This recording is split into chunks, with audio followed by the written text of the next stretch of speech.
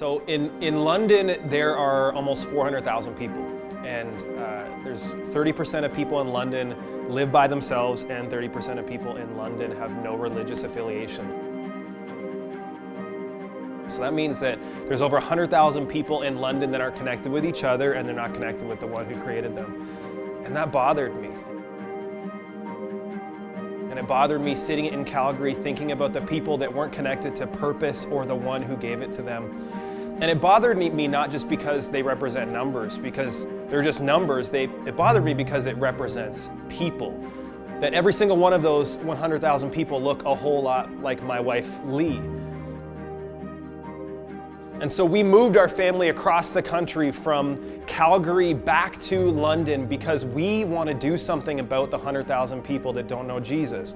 We want to make a difference in people's lives. This matters to us, and it matters enough that we took our entire family to commit to this, because we know that the most effective way to reach people that aren't being reached is through starting new churches. And so we moved to start a new church.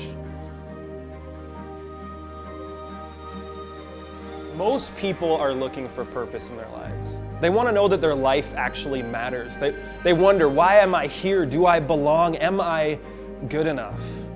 And we believe that the majority of those questions can be answered by Jesus. That's not just a religious answer. That's not something we say to people because we're supposed to. It's something that we actually believe, that we've seen lived out in the lives of people. We believe that Jesus changes everything. Maybe you know someone like Lee, or maybe you know someone like my friend James. See, James and I have been friends since 1996. I love James. He's one of my best friends. I grew up in the church, but James did not. And so at 16, I invited him to this event where I knew that there would be an opportunity to respond to Jesus. And I didn't know exactly what to expect, but I knew when the moment came, we had our eyes closed, and the person who was speaking gave an opportunity to respond. They said, if you're in here and you want to give your life to Jesus, put your hand up, no one's looking. And I wasn't looking, I had my eyes closed, but I was listening to everything. I could hear that I could still remember that James was wearing a windbreaker, because I could hear his arm slowly creep up. And in that moment internally, I was so excited. I thought, finally, I did it. I did everything that I knew to do, and James found Jesus. But then it went nowhere.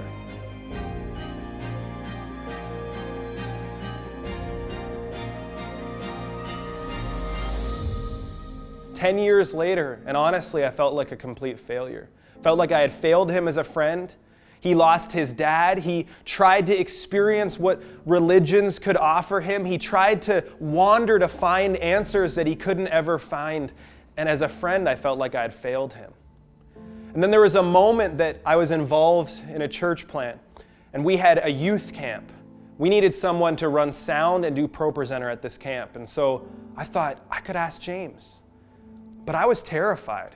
At 26 years old, I was way more afraid than I was at 16 to invite him. I thought, what if he rejects me? What if he thinks I'm so strange? What if he says no? But I worked up the courage to ask him. And I said, would you come here and run sound and ProPresenter? And he said, I'll come, but on one condition. And I was nervous. I thought, one condition, what is this going to be? And he said, I don't want to be part of any prayer circles.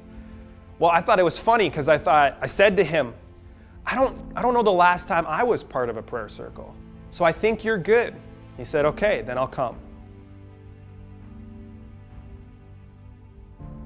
Day one, I watched him, and he was at the back of the room as we sang songs, as we worshiped, as we engaged together, and he was watching everything. As many people outside of the church would, he's wondering to himself, is this for real? Do these people actually believe this? Does it actually make a difference in their lives? And he was watching everything. Day two, I looked back and I thought, is he talking to someone? I could see his mouth moving, and then I realized that he was actually singing the songs that we were singing together. I tried not to get excited, and I waited. Day three, I looked back, and he wasn't just singing, he actually had his hands raised, and he was worshiping with us. And I thought, this is amazing. I don't want to screw this up, so I tried to play it cool. The next day, we gathered in this room. And one of the leaders said, hey, we should pray together. Let's get in a circle and pray. And I was thinking, we screwed it up. Here we are. I said to James, no prayer circles, and now we are in a prayer circle. So I closed my eyes like a toddler playing hide and go seek, hoping that no one could see me, hoping that James in the corner would ignore me and forgive me. And then I remember a moment that I'll never forget where James came over to the prayer circle. I found an arm around me. I looked up, and there he was smiling at me. And that week he gave his life to Jesus. Soon after that, he got baptized, and it changed everything. It changed everything because as a friend, I cared too much about him to leave him where he was. I risked something, but I was also part of a community that cared about people like James.